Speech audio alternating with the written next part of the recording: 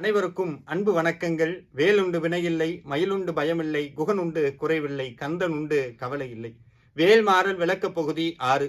இந்த ஒவ்வொரு பகுதியும் சொல்லி முடிச்சுன்ன எங்கேயாவது இருந்து உலகத்துல ஏதாவது ஒரு மூலையிலிருந்து வேல்மாறல் என்னுடைய வாழ்க்கையில் நிகழ்த்தி அற்புதம்னு சொல்லி யாராவது ஒரு முருக பக்தர்கள்ட்ட இருந்து எனக்கு ஒரு மெசேஜ் வந்துருது. இதை நான் எப்படி பாக்குறேன்னா, முருகன் நம்ம பேசுறத கேட்கிறார், நான் சொல்றத முருகனுடைய செவிக்கு கேட்குது அப்படின்னு. முருகனுடைய செவிக்கு எப்படி கேட்கும்? ஏன்னா இதை பார்க்குற ஒவ்வொரு பக்தர்களுடைய உள்ளத்திலும் நான் வணங்கக்கூடிய அந்த பரம்பொருள் உட்கார்ந்து கேட்டுக்கிட்டு இருக்குங்கிற நம்பிக்கையில தான் நான் இதையெல்லாம் சொல்றேன். இதையெல்லாம் நான் ஏன் உங்களுக்கு சொல்றேன் அப்படின்னா, இன்னைக்கு இருக்கக்கூடிய காலகட்டத்துல எங்கெங்கேயோ அலைஞ்சலைஞ்சு இது இது நம்மளுடைய குறையை தீர்க்குமா, இது நம்ம துன்பத்தை போக்குமான்னு எதையோ தேடி தேடி அலைஞ்சு கடைசியில விரக்தியினுடைய உச்சத்துல போய் கடவுளே இல்லைங்கிற அளவுக்கு போற அளவுக்கு இன்னைக்கு நம்மளுடைய உலகம் அப்படி இருக்கு. ஆனா இந்த உலகத்துல இப்பேற்பட்ட காலகட்டத்துல கலியுகத்தினுடைய கண்கண்ட தெய்வமா இருக்கக்கூடியது கந்தவேர் பெருமாள். அந்த முருகனுடைய அருளாற்றலை அனுதினமும் சொல்லக்கூடிய பராக்கிரமம் வாய்ந்தது முருகன் கையில் இருக்கக்கூடிய வேல். ஏன்னா முருக பக்தர்களுக்கு ஒரு சோதனை நடக்குதுன்னு தெரிஞ்ச அடுத்த நிமிஷத்துல அது ஓடோடி வந்து அந்த சோதனையை தடுத்து அந்த பக்தனை காப்பதில் முருகனை விட வெஞ்சி நிற்பது வேல். அந்த வேலனுடைய பராக்கிரமத்தை சொல்லுவது வேல்மாறல். அந்த வேல்மாறல்ல இருக்கக்கூடிய ஒவ்வொரு வரியும் மந்திரம், ஒவ்வொரு எழுத்தும் மகா மந்திரம். ஏன்னா அதை உருவாக்கிய வள்ளிமலை சுவாமிகளாகட்டும், அதை எழுதிய அருணகிரிநாதராகட்டும், அத்தனை பேருமே முருகனை கண்கூட கண்டு நம்மளுடைய வாழ்க்கை மேன்மையடைய வேண்டும்ங்கிற ஒரே நோக்கத்தோட அதை நம்மளுக்கு செஞ்சு கொடுத்துருக்காங்க. இன்னைக்கு நம்ம பார்க்கக்கூடிய வரி என்ன அப்படின்னா, தருக்கணவன் முறுக்கவரின் எருக்கமதி தரித்த முடி படைத்த விரல் படைத்த இறை கலர்க்கு நிகராகும். இதுல என்னன்னா, இந்த வரியை சொல்றதுக்கு முன்னாடி இந்த உலகத்தில் இருக்க அத்தனை மனிதர்களும் கண்டு பயப்படக்கூடிய ஒரு விஷயம் இருக்குன்னு சொன்னா மரணம், சாவு. ஏன்னா யமன் எப்ப வருவான்னே தெரியாது அப்படிம்பா. எந்த நேரத்துல வேணா ஒரு மனுஷனுக்கு மரணம் வரும். ஆனா முருக வழிபாட்டினுடைய ஒரு அல்டிமேட் நோக்கம் இருக்கும், ஒரு உச்சபட்ச நோக்கம் இருக்குன்னு சொன்னா, முருகனை வழிபடக்கூடிய அத்தனை பக்தர்களுடைய ஆத்மாவையும் யமன் எடுத்துட்டு போகக்கூடாது, இந்த மரணத்திலிருந்து விடுபட்டு அவனுடைய திருவடிகள்ல போய் சேரணுங்கிறதா முருக வழிபாட்டினுடைய உண்மையான நோக்கம். அதை இந்த வரி சொல்லுது. எப்படின்னா, திருக்கடையூர்னு உங்களுக்கு ஒரு ஊர் தெரியும். அங்க மார்க்கண்டேயர் சிவபெருமானை நினைத்து தவம் பண்ணி யமன் விரட்டிட்டே வரார். சிவபெருமானை போய் கட்டி பிடிச்சிடுறார். யமன் வரான். யமன் வந்து பாசக்கயித்தை வீசுறான். பாசக்கயிறு என்ன பண்ணுது தெரியுங்களா? மார்க்கண்டேயன் கழுத்தோட சேர்த்து சிவபெருமானுடைய லிங்க திருமேனியிலும் படுது. இன்னைக்கு நீங்க திருக்கடையூர் போனீங்கன்னா அந்த பாசக்கயிறு வீசின அடையாளத்தை இன்னைக்கு அந்த லிங்க திருமேனியில பார்க்க முடியும். சமீபத்துலதான் கும்பாபிஷேகம் நடந்தது. அப்படி மார்க்கண்டேய கழுத்துல போட்டாரா இல்லையோ, அது சிவலிங்கத்திலையும் பட்டு சிவபெருமான் எந்திரிச்சு தன்னுடைய காலால யமனை எட்டி உதைத்து மார்க்கண்டேயரை காப்பாற்றினார். அதனாலதான் இன்னைக்கும் திருக்கடையூர்ல போய் நம்ம அந்த 60ஆம் கல்யாணம் எல்லாம் பண்றது, ஆயுஷ ஹோமம் எல்லாம் பண்றோம். அங்க நம்ம நல்லா இருக்கணும், ஆயுள் விருத்திக்காக பண்ணக்கூடிய பூஜை எல்லாம் திருக்கடையூர்ல. ஏன்னா காலசம்ஹாரர் யமனை காலால் எட்டி உதைத்தார்.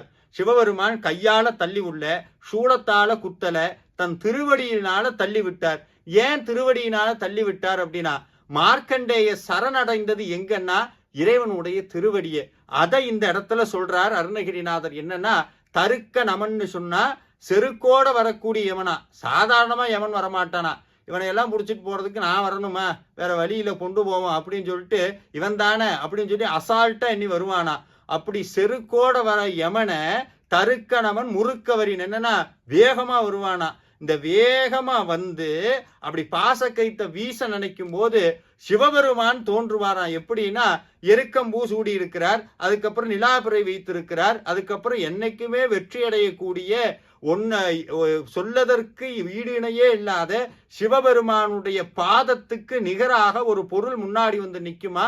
சிவபெருமானுடைய பாதத்திற்கு நினையானது ஒண்ணு இருக்கும்னு சொன்னா அது வேல் மட்டும்தான். அதான் அருணகிரிநாதர் சொல்றார், இறை கலர்க்கு நிகராகும்னு சொல்றார். கலல்னு சொன்னா திருவடி, அந்த திருவடிக்கு இணையா இருக்கக்கூடியது நம்ம முருகப்பெருமான் கையில் இருக்கக்கூடிய வேல். அருணகிரிநாதர் ஒரு திருப்புகள்ல சொல்றார், இந்த சூரபத்மனை அழிப்பதற்கு முருகப்பெருமான் எதை எய்வினாரா, தன் கையில் இருக்கக்கூடிய வேல் எதனுடைய வடிவம் அப்படின்னா சிவபெருமானுடைய பஞ்சாட்சரத்தினுடைய வடிவாக வேல் இருக்கு. ஓம் நம சிவாய சிவாய நமன் சொல்லி முருகப்பெருமான் அந்த வேலை விட்டாரா. நமச்சிவாயன்னு சொன்னா என்ன பலன் கிடைக்குமோ அதே மடங்கு பலன் வேல்னு சொன்னா அந்த பலன் நிச்சயமாக ஒரு பக்தனையும் வந்து அடையும். அப்போ மரணத்திலிருந்து, மரண பயத்திலிருந்து ஒரு மனிதனை விடுவிக்கக்கூடிய மிகப்பெரிய ஆற்றல் நம்மளுடைய முருகப்பெருமான் கையில் இருக்கக்கூடிய வேலுக்கு இருக்குன்னு சொல்லி அழகா அதுல சொல்றார்.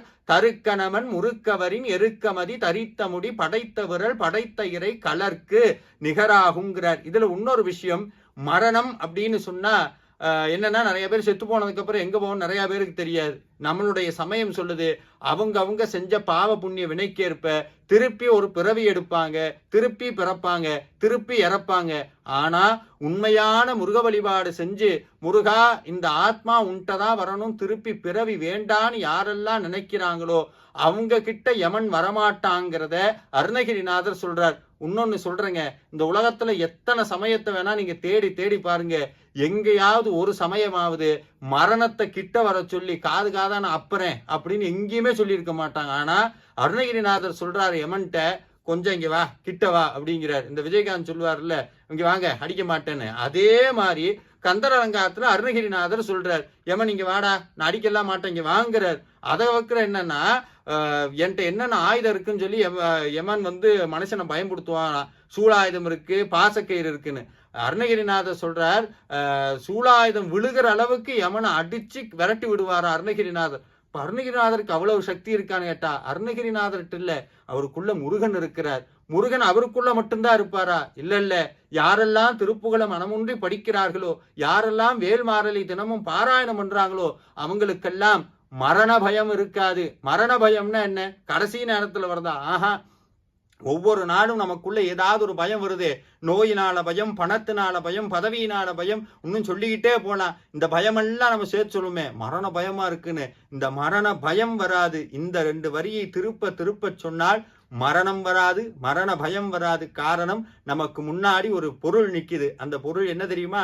திருத்தணியில் உதித்தருளும் ஒருத்தன் மலை விருத்தன், என் உலத்தில் உரை கருத்தன் மயில் நடத்து குகன் வேலே. குகனுடைய வேல் எனக்கு முன்னாடி இருக்கும்போது யமன் என்ன யார் வந்தாலும் ஒன்றும் பண்ண முடியாது. முருகன் உங்க கூட இருக்கிறார். நன்றி.